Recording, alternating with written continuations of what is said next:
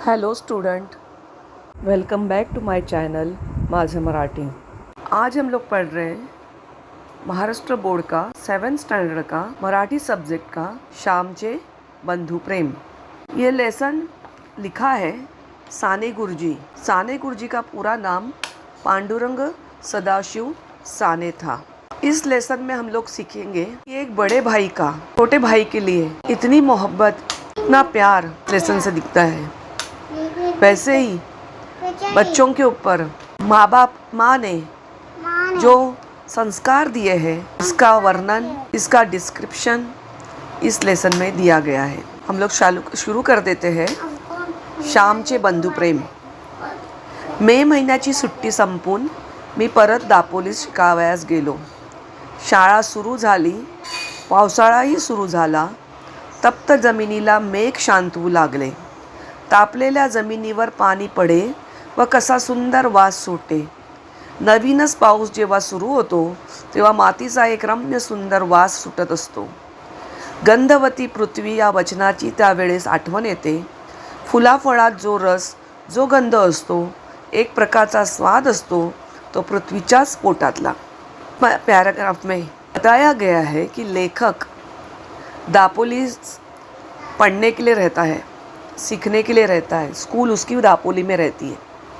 दापोली एक शहर का, एक जगह का नाम है जो महाराष्ट्र में है। स्कूल चालू हो जाती है तो बारिश भी चालू हो जाती है। अपने यहाँ पे भी तो जून महीने में, जुलाई महीने में बारिश शुरू हो जाती है। गर्मी में हम लोग बहुत तकलीफ़ उठाते हैं, बहुत गर्मी से परेशान रहते हैं। ऐसे वक्त पे बारिश गिरने से ये जो ज़मीन जो गरम हुई है, तब मतलब गरम जो हुई है, उस ज़मीन को मेघ मतलब बादल शांत करने लगते हैं बारिश से।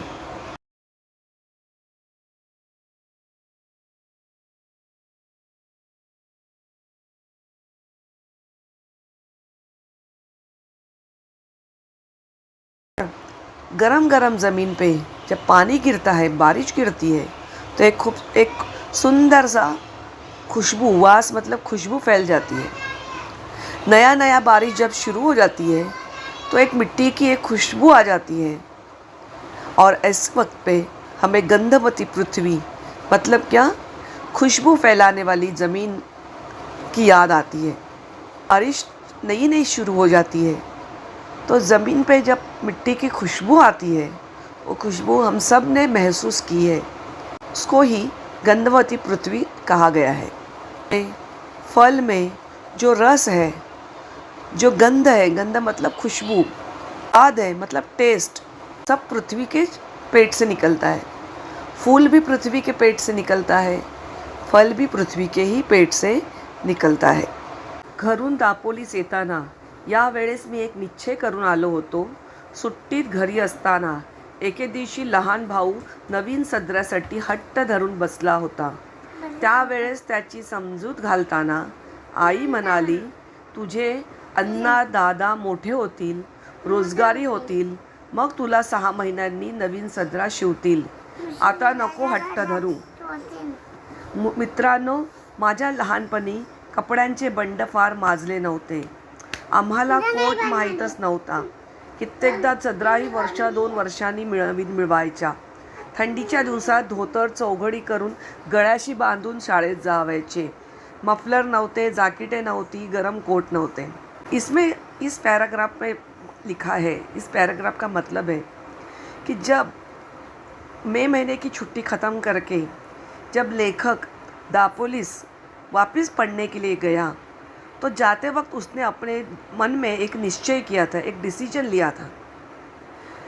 क्योंकि उसने देखा था कि जब वो छुट्टी में अपने घर में आया था, तो घर में एक दिन उसका छोटा भाई नए सदरे के लिए, सदरा मतलब कोट, नया कुर्ता, कोट नहीं सॉरी कुर्ता, नए कुर्ते के लिए जिद कर रहा था, हट धर रहा था। हट धरना मतलब जिद कर रहा था।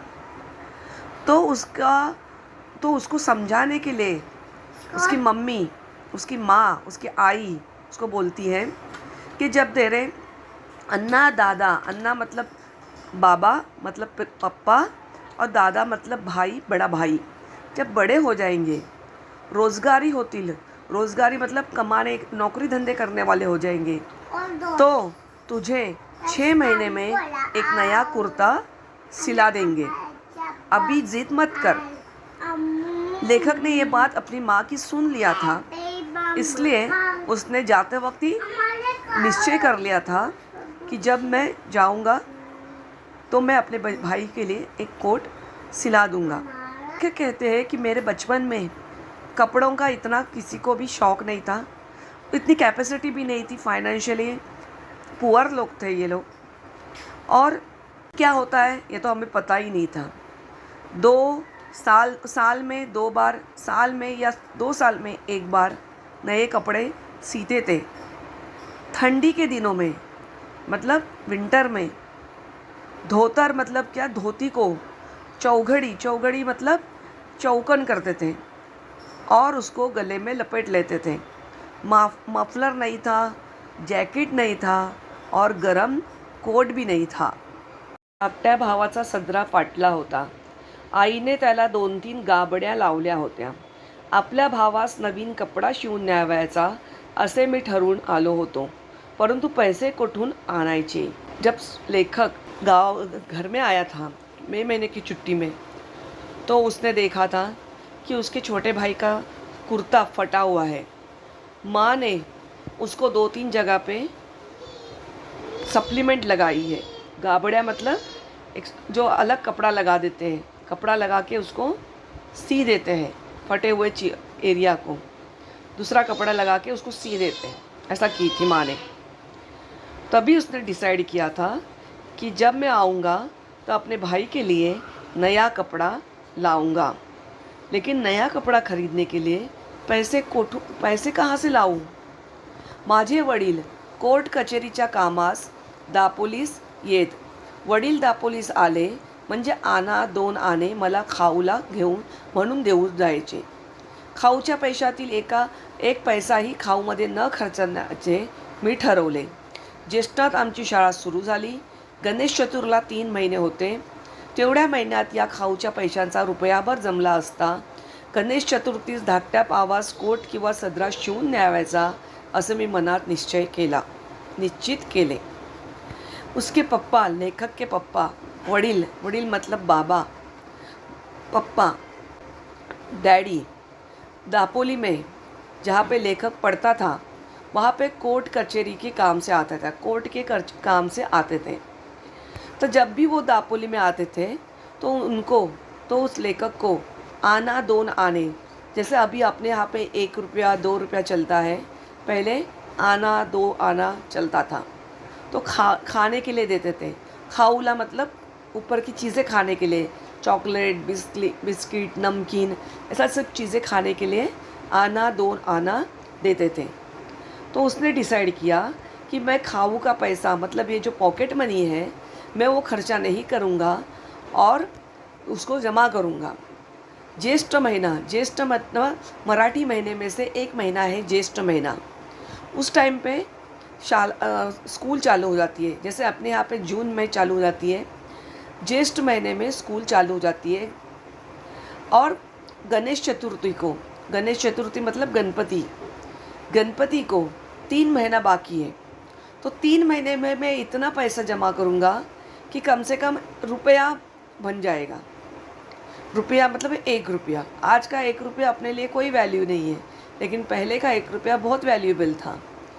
तो कम से कम 3 महीने में मैं 1 रुपया जमा कर दूँगा और उसी पैसे से जब मैं गणपति में अपने घर चला जाऊँगा तो उसी पैसे से मैं एक कोट या फिर नया सदरा मतलब कुर्ता अपने छोटे भाई के लिए सिला दूँगा, सी के लेके जाऊँगा। ऐसे उसने पहले से ही डिसाइड किया था जब वो वापस छुट्टी ख़त्म होने के बाद दापोली जा रहा था। ध्येयावर डोळे होते, रोज पैसे मोजत होतो। गणेश चतुर्थी जवळ येत चालली। मजजवळ 1 रुपया 2 आणे जमले होते। गौरी गणपतीला नवीन कपडे करतात। आपल्या गावातील मुलांना त्यांचे आईबाप नवीन कपडे शिवतील, परंतु माझ्या भावास कोण शिवील? माझ्या भावाला मी शिवून देईन। ध्येयावर डोळे होते। ध्येय मतलब एक एम, एक गोल, एक मकसद। मकसद क्या बनाया था लेखक ने कि मैं अपने अभी जब गणपति के टाइम पे मैं जब अपने घर पे चला जाऊंगा तो अपने भाई के लिए एक नया कुर्ता सिला दूंगा। तो उस ध्येय पे उसका नज़र थी। डोळे मतलब नज़र थी। तो इस वजह से वो जो भी जितना भी पैसा उसके पास आता था, उसके पॉकेट मनी का, खाऊ का, वो पैसा वो जमा करता था। और जैसे जैसे गणेश चतुर्थी नज़दीक आ रही थी, उसके पास 1 रुपया 2 आने जमले होते। जैसे गणपति नज़दीक आने लगे, उसके पास 1 रुपया और 2 आने जमा हो गए थे। गौरी और गणपति के त्योहार में गौरी भी आती है। गौरी गणपति की माँ है। और वो कुछ लोग सिर्फ गणपति को लाते हैं, तो कुछ लोग गौरी को भी लाते हैं और गणपति को भी लाते हैं। तो गौरी के लिए और गणपति के लिए नए कपड़े करते हैं। लेकिन मेरे माँ बाप कहाँ से मेरे माँ बाप कहाँ से नए कपड़े बनाएंगे? मेरे भाई के लिए कौन नया कपड़ा खरीदेगा?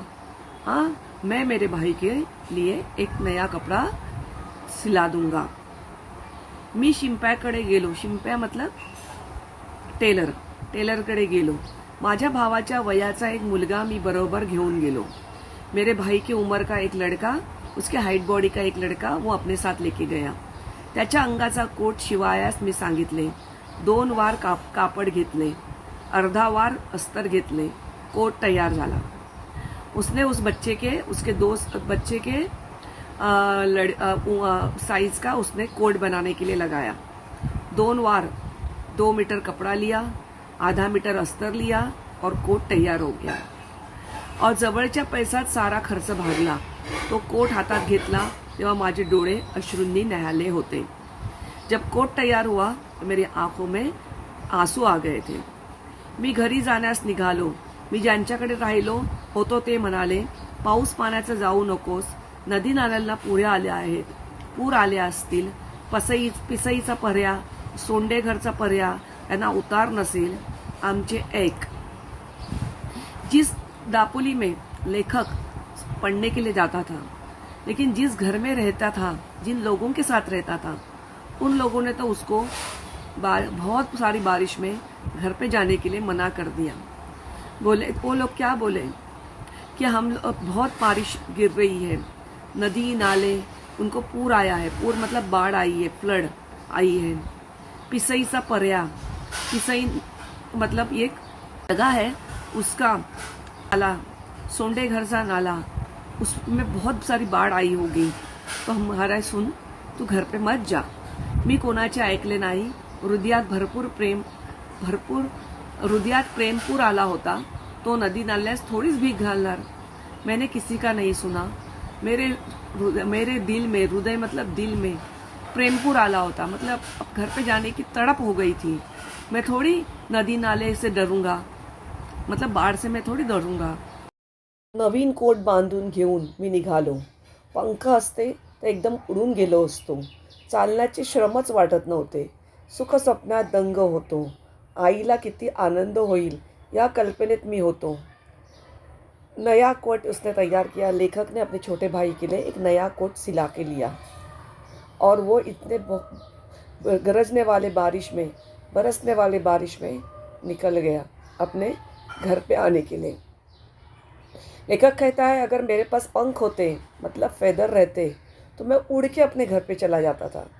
इतना उसको घर जाने की घाई थी। चल रहा था, चलते चलते अपने घर जा रहा था, लेकिन उसका श्रम, उसका चलने की जो तकलीफ है, उसको मालूम ही नहीं पड़ रही थी। अपने ख्यालों में वो दंग था, अपने ख्यालों में वो मगन था। आई को कितना आनंद हो जाएगा मेरे माँ बाप को, इसे कल्पनामय वो था। एक नानेटी माझ्या पायाजवळून उडी मारून गेली। नानेटी म्हणून एक सापाचा प्रकार आहे। तिचा हिरवा रंग असतो। नानेटी उड्या मारत जाते। मला जरा भीती वाटली। जपून चालू लागलो। नानेटी उसके पैर के ऊपर से चली गई। एक छोटा सा सांप का, स्नेक का जात है, अलग अलग तरह के सांप मिलते हैं। उसमें से एक सांप का जात एक नानेटी है। उसका रंग हिरवा रहता है। इस वजह से वो जल्दी से दिख भी नहीं पाता, क्योंकि झाड़ पौधों पे का कलर भी, झाड़ पौधों का कलर भी हिरवा ही रहता है। हिरवा मतलब ग्रीन। तो नानेटी उड़ी मारत जा रही थी। उड़ा मतलब जम करके जा रहे थे। मुझे थोड़ा डर लग गया, तो मैंने अभी धीरे धीरे चलना सुरू कर दिया। पिसईचा पर्या दुधडी भरून वाहत होता. त्याच्या पाण्याला ओढ फार. काय करायचे. आईचे नाव घेतले व शिरलो पाण्यात. पिसईचा पर्या, पिसई एक जगह का नाम है जो उसके गांव में थी। पर्या मतलब ओढ़ा, स्ट्रीम नाला। बारिश के वजह से दुधड़ी भरून मतलब बहुत पानी था, बाढ़ आ गई थी जैसे कि। त्याच्या पाण्याला ओढ फार. काय करायचे. पानी बहुत ज़्यादा बह रहा था, क्या करना। माँ का नाम लिया और पानी में चला गया. हातात काठी होती, पुढे काठी टाकवायची, मग पाऊल टाकवायचे. आग काठी को लकड़ी, काठी मतलब लकड़ी को आगे करता था और फिर पैर रखता था. मी वाहून जाण्याच्या बेतात होतो, परंतु कसाबसा बाहेर आलो. ऐसा लग रहा था कि मैं जैसे बह के जाऊंगा फ्लड में, लेकिन मैं कैसे कैसे करके बाहर आ गया. इतर नदी नाल्यांना प्रेमाने भेटाव्या जाणारा तो नाला, तो कसा मला बुडवील. लेखक कहता है कि जो मेरा पीढ़ा पसई सा पीढ़ा जो था, नाला जो था, वो जाके किसी और नाले को मिलता था, तो फिर वो मुझे कैसे डुबाता था. मैं भी तो मेरे भाई को देखने जा रहा था. मी माझ्या भावास भेटावयास जात होतो. त्या नाला इतकाच उत्सुक होतो, धावपळ करीत होतो.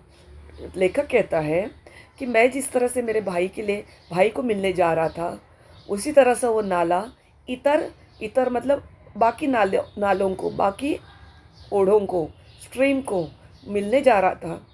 तो वो धावपळ करत होता, वो घाई कर रहा था. मैं भी तो वही घाई कर रहा था. त्या नाल्याप्रमाणेच मीही हृदय भरून घेऊन जात होतो. उस नाले के जैसे मैं ही अपने दिल में बहुत सारी चीज़ें लेके जा रहा था. तील खडी वर आली होती. सूर्यासारखे दगड पायांना खुपत होते, परंतु माझे तिकडे लक्ष नव्हते. अंधार होण्यापूर्वीच घरी जाण्याची धडपड चालली होती, परंतु वाटेतच अंधार पडला. कडाड कडाड आवाज करत होता. विजा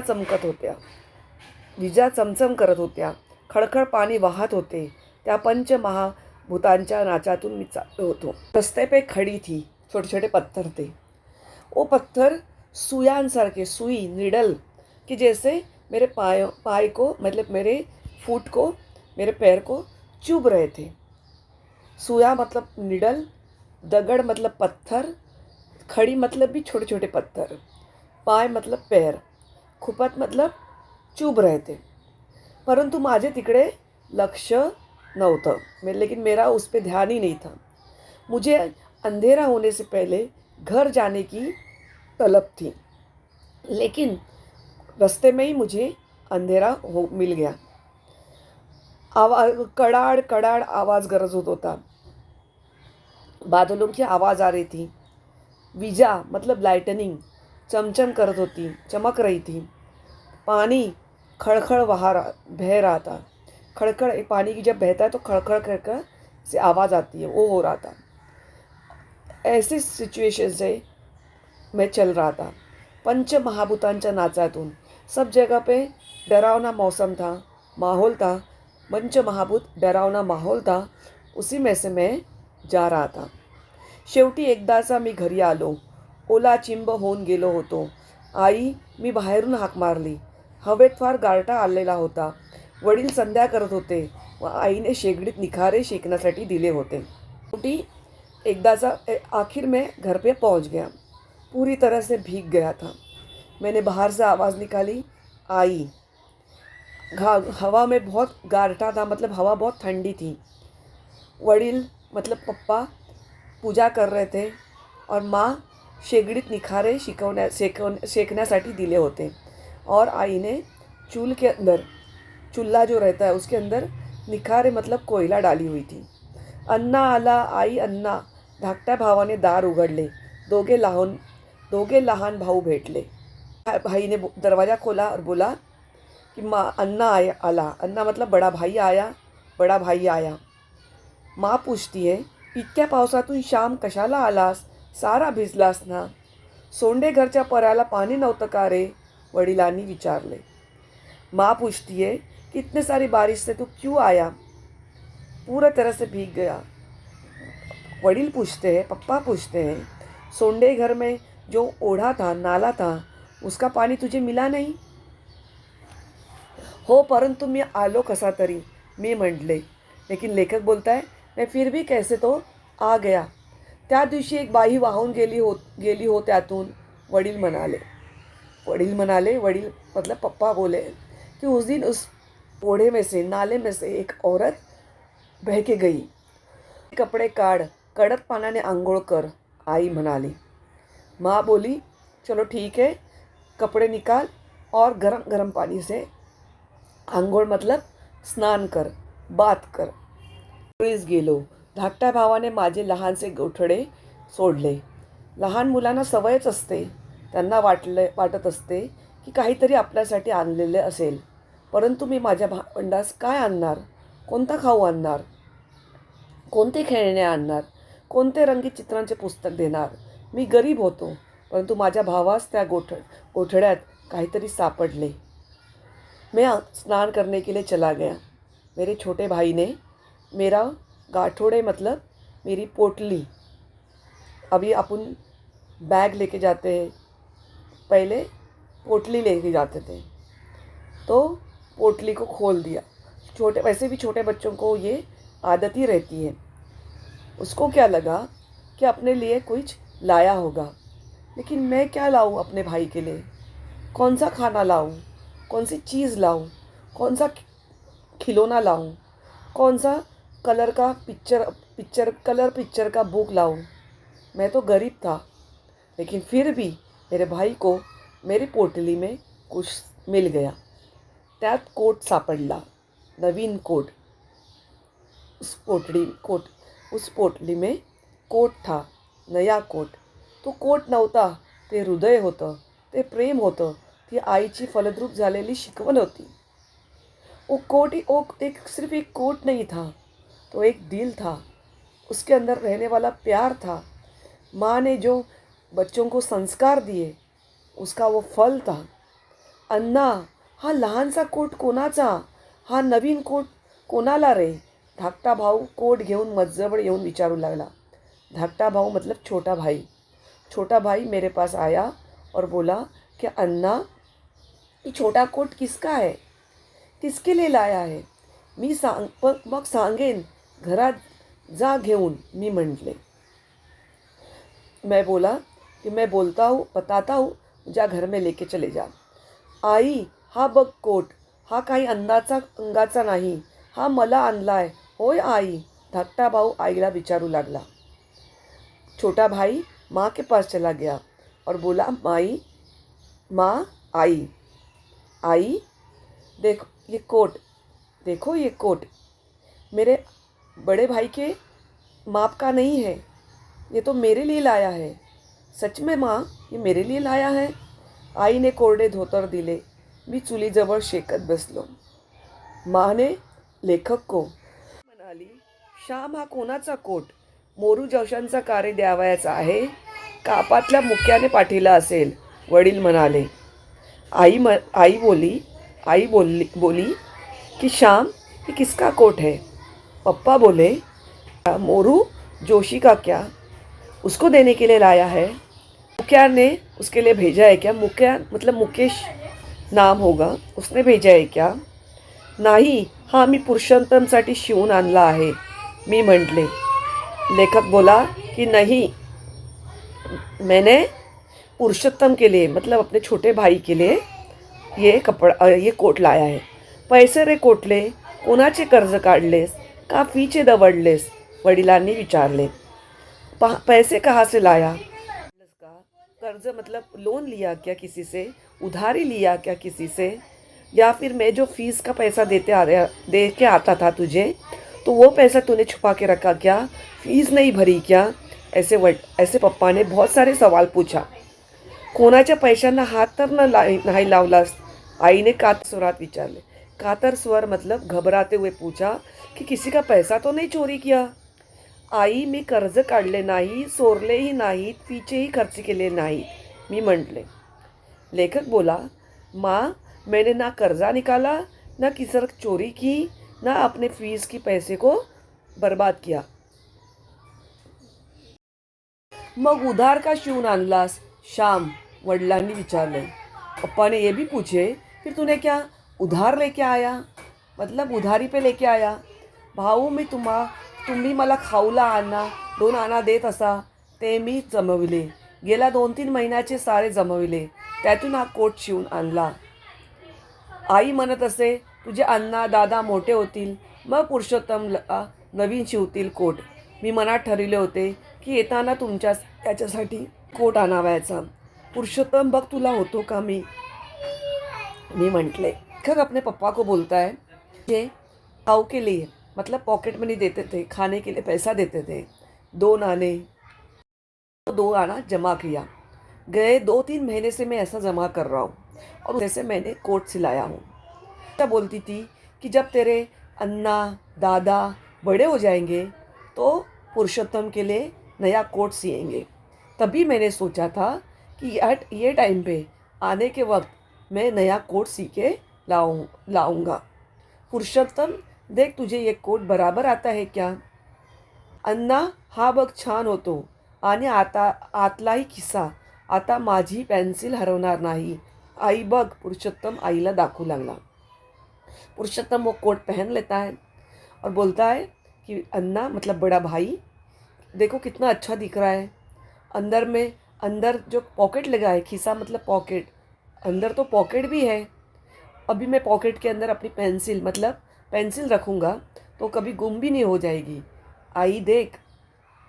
पुरुषोत्तम अपनी माँ को और सबको कोट दिखाने लगा. मी सांगितलेली हकीकत ऐकून आईला घहीवर आला. घहीवर आना मतलब प्यार आ गया, रोना आ गया.